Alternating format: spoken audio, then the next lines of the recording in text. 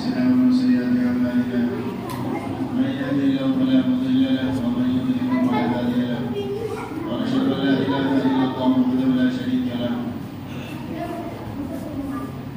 ونشهد أن سيدنا مولانا محمدا عبده ورسوله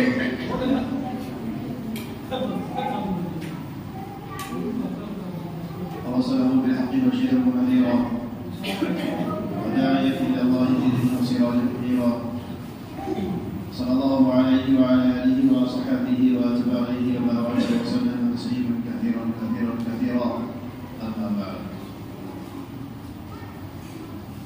قال الله تبارك وتعالى أعوذ بالله من الشيطان الرجيم بسم الله الرحمن الرحيم وآتوا حقه يوم حصاده صدق الله مولانا العظيم وصدق رسوله النبي الكريم ونحن على ذلك لمن الشاهدين والشاكرين والحمد لله رب العالمين.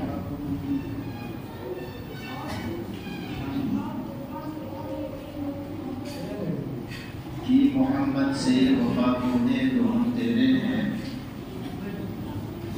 کہ محمد سے صلی اللہ علیہ وسلم وفا ہونے تو ہم تیرے ہیں، یہ جہاں چیز ہے کیا لوح و قلم تیرے ہیں۔ میرے محترم بزرگوں، نوجوان دوستوں، عمل دو طرح کا ہوتا ہے۔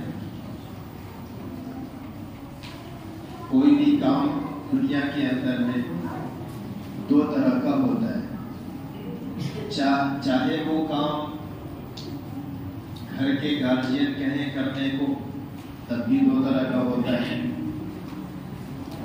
خود اپنی مرضی سے اپنی فیکٹری اپنے کارخانے کا کام ہم کریں وہ بھی دو طرح کا ہوتا ہے، دین کے اعتبار سے اگر ہم کوئی کام کریں تو یہ بھی دو طرح کا ہوتا ہے۔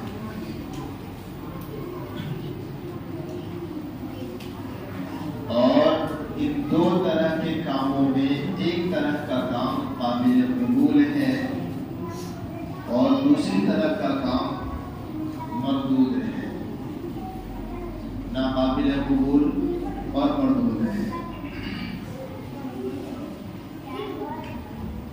دو طرح کا کام کیسے ہوتا ہے؟ مثلا گارجین نے، گھر کے لوگوں نے کہا کہ بھائی یہ کام کرنا ہے اور اس طریقے سے کرنا ہے، اگر اس کو ہم نے ان لوگوں کی مرضی کے مطابق کام کیا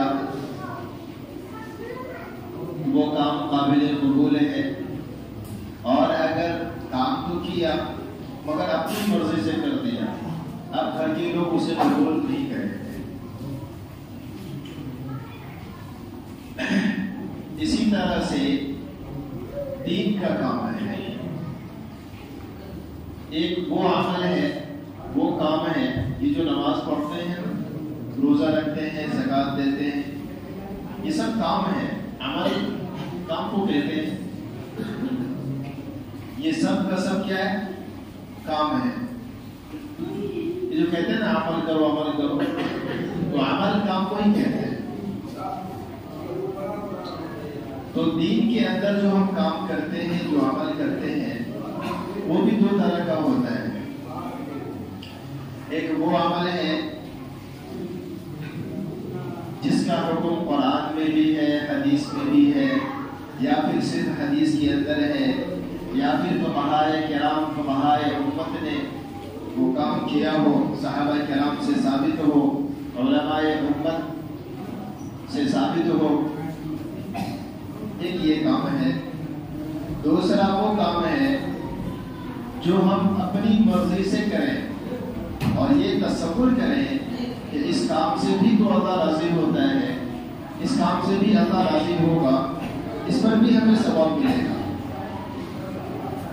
بات سمجھ میں آ رہی؟ ایک وہ کام ہے جو قرآن و حدیث سے ثابت، اللہ کا حکم ہے، رسول اللہ صلی اللہ علیہ وسلم کا طریقہ ہے، اور اس پر ہم یہ گمان کریں کہ اس پر ثواب ملتا ہے۔ دوسرا وہ کام ہے جو ہم اپنی مرضی سے کریں، نہ تو اللہ کا حکم ہے، نہ رسول اللہ صلی اللہ علیہ وسلم کا طریقہ ہے، نہ قرآن و حدیث سے ثابت ہے، نہ علماء امت سے ثابت ہے، نہ صحابہ سے ثابت ہے، اور پھر ہم یہ سمجھیں کہ اس کام پر ہمیں ثواب ملے گا۔ اب یہ دو طرح کا عمل ہو گیا، دو طرح کا کام۔ تو میں نے شروع میں یہ کہا تھا کہ ایک وہ کام ہے جس پر ثواب ملتا ہے، اجر ملتا ہے، اللہ اس کے رسول راضی ہوتے ہیں، اور دوسرا وہ کام ہے جو ناقابل قبول ہے اور مردود ہے، اور اس کو دین سمجھنے والا فاسق ہے، فاجر ہے، کیونکہ وہ کام پھر بدعت ہوگا، اور ہر بدعت گمراہی ہے، اور ہر گمراہی جہنم میں پہنچانے والی ہے۔ تو اسی طریقے پر ابھی رمضان المبارک کا مہینہ آیا اور چل رہا ہے، آخری ایام چل رہے ہیں، آخری عشرہ چل رہا ہے، دو چار دن باقی ہیں ختم ہونے میں۔ جنہوں نے اس رمضان کا استقبال کیا انہیں مبارک، جنہوں نے اس رمضان کے روزے رکھے انہیں بھی مبارک، جنہوں نے تراویحیں پڑھی انہیں بھی مبارک۔ یہ سب عمل قابل قبول ہے، اور دعا بھی ہے کہ اللہ تعالیٰ اسے اپنے فضل و کرم سے کبھی خدائی کو معاف کرنا کر قبول فرمائے۔ پھر اس کے اندر لوگوں کا عام ایک مزاج بن چکا ہے کہ اس مہینے میں زکوٰۃ ادا کرتے ہیں، خیرات دیتے ہیں، صدقہ کرتے ہیں، اور خصوصی صدقہ جسے ہم صدقۃ الفطر کہتے ہیں اس مہینے میں لوگ ادا کرتے ہیں، جو کہ ایک آدمی کے 60 روپے رکھا گیا۔ اور پھر اس کے اندر تراویحیں ہوتی ہیں، تراویح میں دعا ہوتی ہے، دعا میں لوگ شریک ہوتے ہیں۔ تو میں تھوڑی تھوڑی باتیں ساری عرض کرتا چلوں۔ پھر اس کے اندر آخری جمعہ آتا ہے جسے مسلمان، آج کے مسلمان، پہلے کے نہیں، آج کے مسلمان جسے الوداعی جمعہ کہتے ہیں۔ اور آج ہی ہمارے ایک بھائی کا فون آیا کہ ان سے کسی ساتھی نے کہا کہ بھائی آج الوداع کا جمعہ ہے تو کالا کپڑا بازو میں باندھ کر کے جانا مسجد۔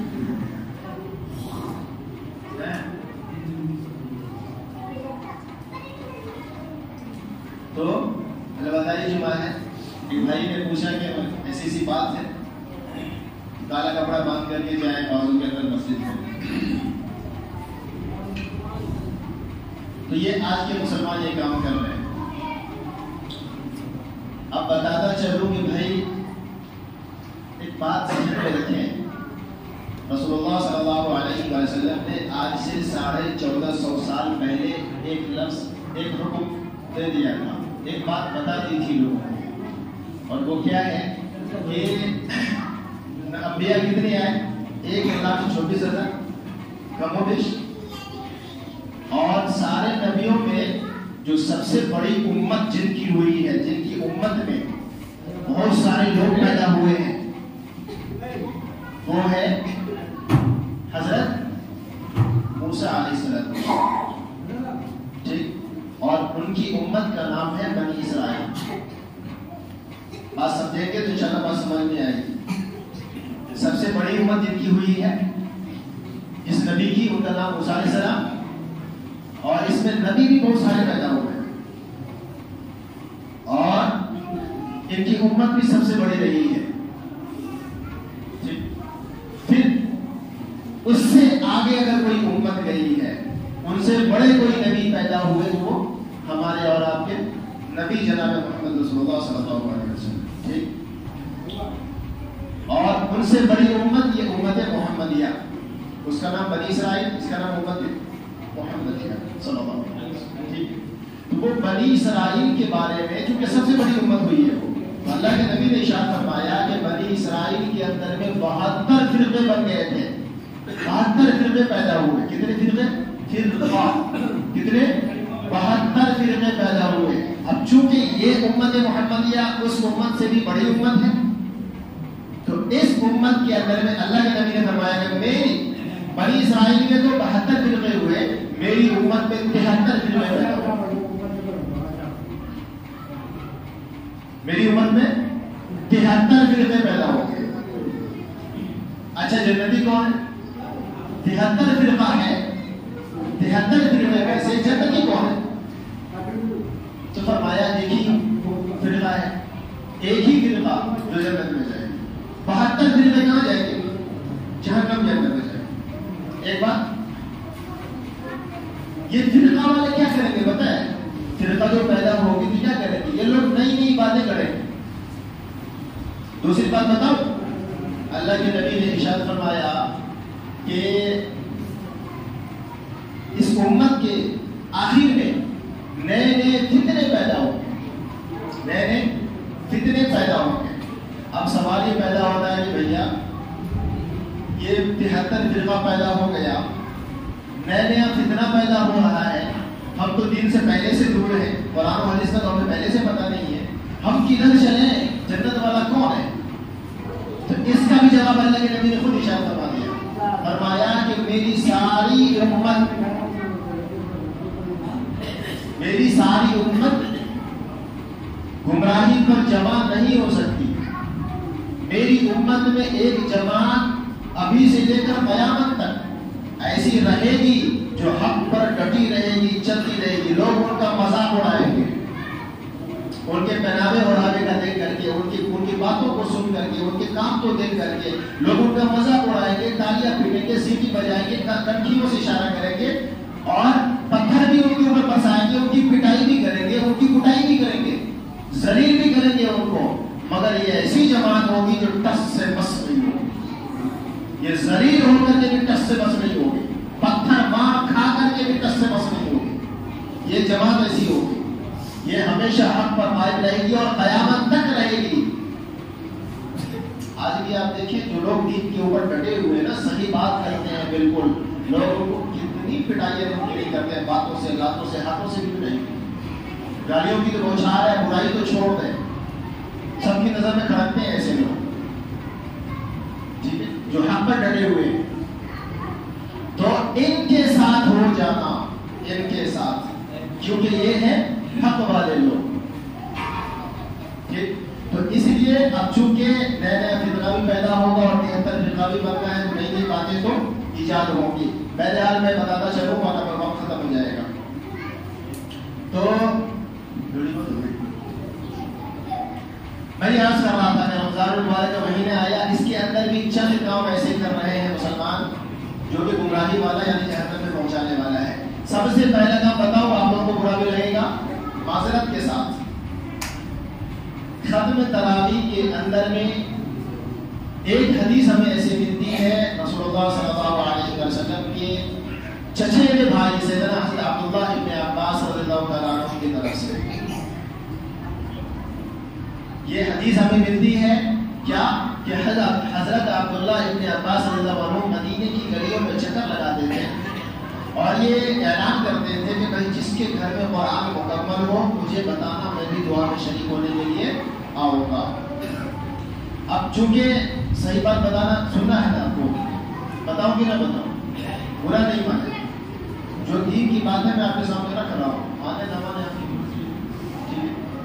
تو آپ فرماتے تھے کہ میں دعا میں شریک ہونے کے لیے آؤں گا، اور ختم قرآن کرنے والا شخص جو دعا کرتا ہے اسی وقت میں بس وہی ختم قرآن کی دعا ہے. اس کے علاوہ جو بھی دعائیں ہوں گی وہ ختم قرآن کی دعا کی. ٹھیک ہے، جس نے قرآن مکمل کیا اور ہاتھ اٹھایا یہ ہے ختم قرآن کی دعا. تو ہمارے یہاں جو رواج بن چکا ہے کہ عام طور سے لوگ دعوت دیتے ہیں، بلاتے ہیں، مجھے بھی بلایا تھا ایک صاحب نے، گھروں میں تراویح ہو یا مسجد کے اندر میں تراویح ہو اور وہاں پہ بلا کر کے پھر نعت خوانی ہوتی ہے، پھر بیان بھی ہوتا ہے اس کے اندر میں. اس بات کا کی تو اجازت ہے کہ قرآن مکمل ہونے کے بعد تھوڑا سا قرآن کا خلاصہ بتا دیں، دو لفظوں میں، دو چار لفظوں میں، بس بات ختم. لیکن برجستہ باضابطہ طریقے سے محفل لگانا اور پھر اس کے اندر میں نعتیہ اشعار پڑھنا، یہ کام بھی بدعت ہے.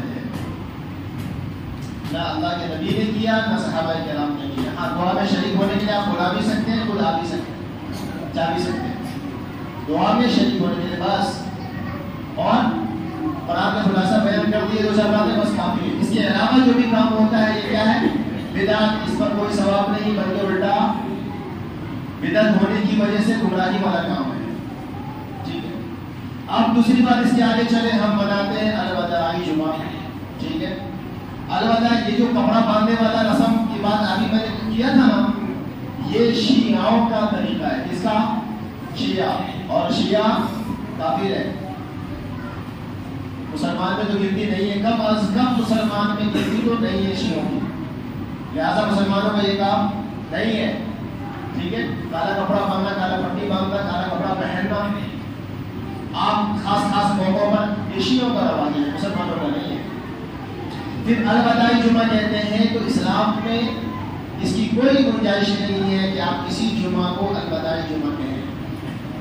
آپ کو جمعہ دوبارہ چاہیے نہیں چاہیے؟ جمعہ دوبارہ چاہیے نا؟ چاہیے، جمعہ دنوں کا سردار ہے، یہاں تک کہ جنت کے اندر بھی جمعہ کا دن ہوگا، جمعہ کا دن چاہیے، تو جمعہ کو بھگانا کیوں چاہتے ہیں؟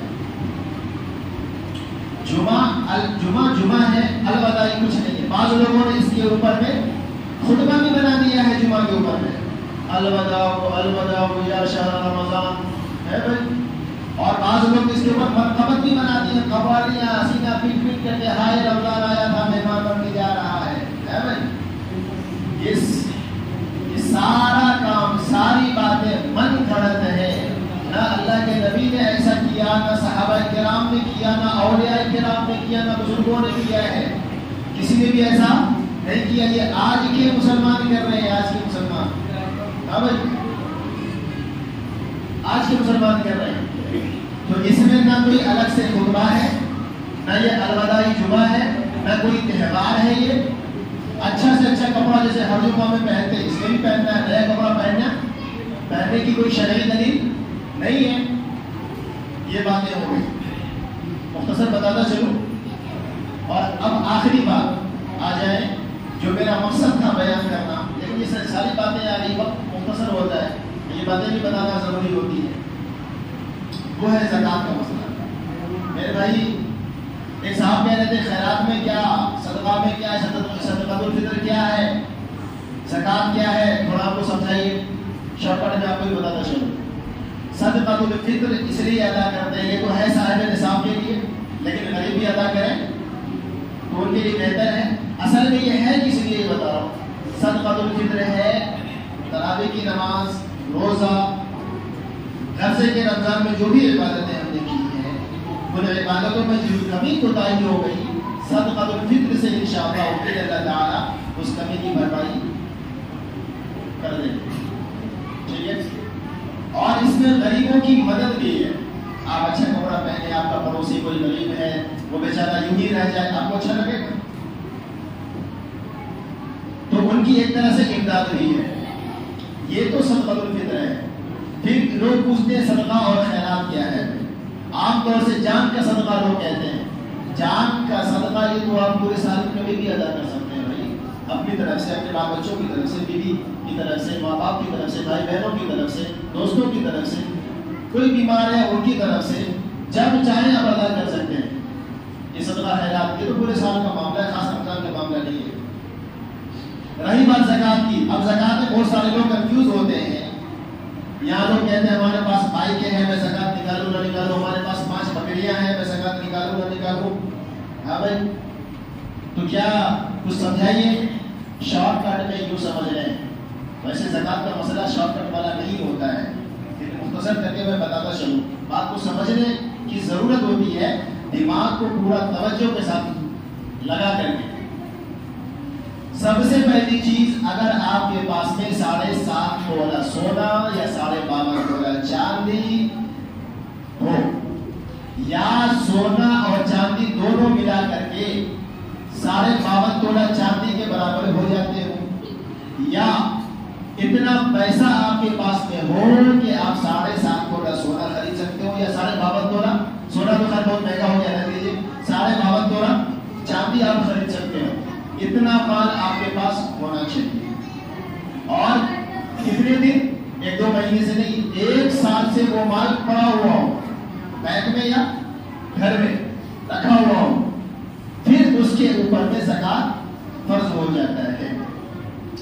زکات نکالنا بھی کیسے؟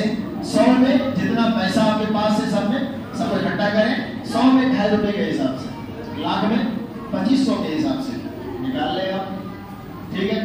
اب بائک کے بارے میں لوگ پوچھتے ہیں نا زکات نکالو نہ نکالو، چلنے والی خود کی سواری کے لیے، خود کی یوز کے لیے جو برتن ہے، جو گھر ہے یا جو گاڑیاں ہیں، اس کے اوپر زکات نہیں ہے۔ سواری کے لیے اگر آپ نے گاڑی لیا ہے، آپ اس سے بزنس کرتے ہیں، جیسے عام طور سے اپنے یہاں ٹیمپو والے لوگ ہیں، تو اگر آپ کے اوپر قرض ہے، آپ نے قسطی پر لیا ہے گاڑی اور قرض ابھی ختم نہیں ہوا، تب بھی آپ کی گاڑی میں، اس بزنس والی گاڑی میں، ٹیمپو ہو یا جو بھی گاڑی ہو، زکات نہیں ہے۔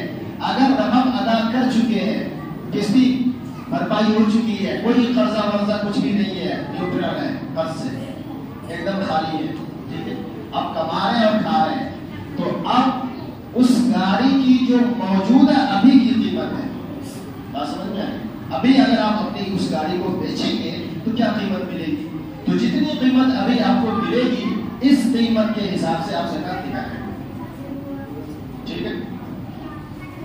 رہی بات بکری کی، لوگ سوال پوچھتے ہیں کہ بکری پر زکات ہے کہ نہیں، تو بھیا بکری کے اوپر زکات نہیں ہے، اگر ہوگی زکات ہو 40 کو بکری جب پوری ہو جائے گی نا، 40 بکری، پھر اس کے اوپر میں زکات ہے۔ اور اسی طریقے سے دیگر جانور کا معاملہ ہے، پھر بڑی تفصیل ہے، گائے ہو بھینس ہو، اس کے اندر میں پوری تفصیل ہے، فصل ہے اس کے اوپر پوری تفصیل۔ موٹی بات اتنی آپ سمجھ لیں کہ اگر آپ بزنس کے لیے بکری خریدے ہیں یا گائے خریدے ہیں یا بھینس خریدے ہیں بزنس کے لیے، اور بزنس کر رہے ہیں، آپ تجارت کر رہے ہیں، مال کما رہے ہیں، تو گائے بھینس کو عام طور سے لوگ 2 4 10 کی رکھتے ہیں، 15 20 40 تو عام طور سے نہیں رکھتے لوگ، سعودی عرب تھوڑی ہے، ٹھیک ہے؟ تو اب کیا ہے کہ اس بزنس سے جو مال آپ کما رہے ہیں، پھر اتنا مال، ابھی 52 تولہ والی بات میں نے بتائی نا، 52 تولہ کی بقدر مطلب اتنا چاندی آپ خرید سکتے ہو، اتنا مال آپ کے اوپر پہ اضافہ ہو گیا، جمع ہو گیا، اور 1 سال سے پڑا ہوا ہے، ٹھیک ہے؟ اس بزنس سے، گائے بھینس سے، بکری کے بزنس سے اتنا مال آپ جمع کر کے رکھے ہوئے 1 سال سے، اب اس مال کے اوپر پہ زکات دے رہے ہیں، ٹھیک ہے؟ پھر آپ لوگ اسی طریقے سے عام طور سے اپنے گاؤں کے لوگ سبزیوں کا بیوہار کرتے ہیں نا، سبزیوں کا بزنس کرتے ہیں، ٹھیک ہے؟ اور کچھ اس میں سے کھیت سے بھی نکالتے ہیں، کچھ اس میں، اور آپ سے لوگ خرید کر نہیں بیچتے ہیں، یہ کل ملا کر کے بس موٹی سی بات اتنی سمجھ لیں، آپ ڈیٹیل بتانے کا ٹائم تو نہیں ہے، موٹی سی بات اتنی سمجھ لیں کہ سب جو بھی بزنس آپ کر رہے ہیں، سب کا مال دیکھیں آپ، بول رہا جو آپ کے پاس میں آ رہا ہے جمع کتنا ہے اور کتنے دنوں سے، اگر 1 سال سے اتنا مال جمع ہے جو صاحب جو نصاب کو پہنچ جائے اور آپ صاحب نصاب بن جائیں، 1 سال سے پڑا ہوا ہے، پھر اس کے اوپر پہ زکات ہے، اور بھائی آخری گزارش یہ ہے کہ زکات نکالیں۔ مسلمان زکات نہیں نکالتے، مسلمان زکات نہیں نکالتے۔ ایک صاحب کہنے لگے کہ میرے گاؤں میں فلانا آدمی ہے جو گاؤں کے لیے اتنا کام کیا، اتنا کام کیا، اتنا کام کیا، مطلب تعریفوں کا پل باندھتا رہا تقریباً 10 منٹ تک، سنتا رہا۔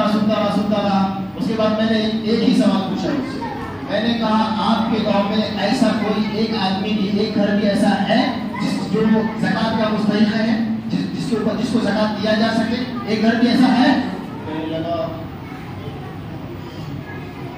نہیں، میرے خیال سے ایسا نہیں ہے۔ میں نے کہا ہاں، اب وہ بندہ واقعی میں کام کیا۔ پھر میں نے کہا، انہوں نے کہا اگر نہیں ہوتا تو، میں نے کہا اگر ایک گھر بھی ایسا ہوتا تو پھر بندے نے کام نہیں کیا، بندے نے کام نہیں کیا گاؤں کے لیے۔ اس یہ بات شاید سمجھ میں نہ آئے، موٹی سی مثال بتاؤں آپ کو، جتنے لوگ گاؤں کے اندر مالدار ہیں، دوسرے پنجابیوں کو دیکھیں آپ، ٹھیک ہے، وہ لوگ کیا کام کر رہے ہیں، تو گاؤں کے اندر جتنے لوگ مالدار ہیں، یہ تو پہلے اللہ سے ڈرے اور مال پر زکات ادا کریں، اور زکات کس کو دے؟ اپنے گاؤں کے اندر وہ آدمی جو زکات کا مستحق ہے اس کو مال ڈائریکٹ پیسہ نہ دے، اس کے لیے سب لوگ مل کے مشورہ کر کے کوئی بزنس کر کے دے، انشاءاللہ 1 سال کے بعد وہ خود زکات ادا کرنے والا بن جائے گا۔ اور اس طریقے سے آپ ادا کرتے رہیں گے، چند سالوں کے بعد مجھے بتائیں کہ آپ کی گاؤں کے اندر میں کوئی ایک بندہ بھی ایسا ہوگا جو زکات لینے کا مستحق ہو؟ زکات دینے والا بنے گا، زکات لینے والا نہیں بنے گا. اور اصل کام تو یہ ہے گاؤں کے لیے. ٹھیک ہے، میری افسوس کی بات ہے، میری بات یہی تک محدود رہتی ہے. میں تو چاہتا ہوں کہ میری بات پوری گاؤں تک پہنچے، گاؤں کا ہر فرد اس بات کو سنے اور سمجھنے کی کوشش کرے، عمل کی کوشش کرے. یہ گاؤں کی اصل ذمہ داری یہ ہے کہ سب لوگ مل کے جو صاحب نصاب ہے، زکات والے لوگ ہیں، مطلب زکات فرض ہے جن کے اوپر کے، وہ سب اپنے مال کا ہر سال زکات نکالیں اور کسی کو پیسہ نہ پکڑائے. ہرگز نہیں. پیسہ تو اب لاکھوں روپے دیں گے چیک کر جائے گا، اگلے دن پھر کوئی بھکاری ہوتا جائے گا. پیسہ نہ دیں اس کو، پیسہ نہ دیں، بلکہ سارے پیسے کوئی کمیٹی بنا کے جمع ہو کر کے سارے پیسے سے جتنے غریب ہیں ان پیسوں سے جتنے لوگ بزنس کر سکتے ہیں ان کو بزنس کر کے ٹھیلا لگا کر کے گئے آپ. ٹھیک ہے، انشاءاللہ ایک سال کے بعد وہ خود زکات ادا کرنے والا بنے گا. اور اس طریقے سے چند سالوں کے بعد ایک آدمی بھی آپ کے گاؤں میں غریب نہیں ہوگا. یہ کام کریں تو دونوں فائدہ ہے، اللہ بھی راضی، آپ کا مال بھی ضائع ہونے سے بچے گا اور آپ کا گاؤں غریب ہونے سے بچا. آپ کے گاؤں کے اندر ایک الگ نورانیت ہوگی انشاءاللہ اگر اس طریقے سے عمل کریں گے. ٹھیک ہے بھائی، کریں گے انشاءاللہ. اللہ سے دعا کرتا ہوں